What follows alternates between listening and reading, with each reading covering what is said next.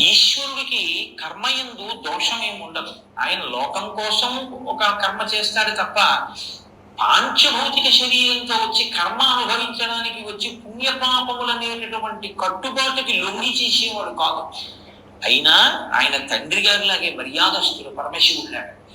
గజముఖాసుర సంహారం చేసిన తరువాత ఆయనకి బ్రహ్మహత్యా పాతకం వచ్చింది అన్నాడు. నిజంగా వస్తుందా? ఏం రాదు. కానీ లోకంలో ఒక బ్రాహ్మణ స్వరూపంతో ఉన్నవాడు రాక్షసుడైనా బ్రహ్మరాక్షసుడైనా ఆయన్ని చంపడం వల్ల తనకి దోషం వచ్చింది కాబట్టి తొలగించుకోవడానికి రావణ సంహారం చేసిన తర్వాత రామచంద్రమూర్తి రామేశ్వరంలో శివలింగ ప్రతిష్ఠ చేసినట్టు ఈయన కూడా ఒకానొక చోట గజముఖేశ్వరుడు అని పేరు కలిగినటువంటి శివలింగ ప్రతిష్ఠ చేశారు. అలా శివలింగ ప్రతిష్ఠ చేసి లోకానికి ఒక ధర్మాన్ని నేర్పారు.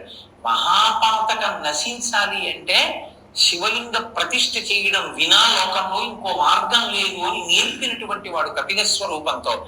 కాబట్టి శోకశ్చైకదంతశ్చ కపిలో గజకర్ణకః.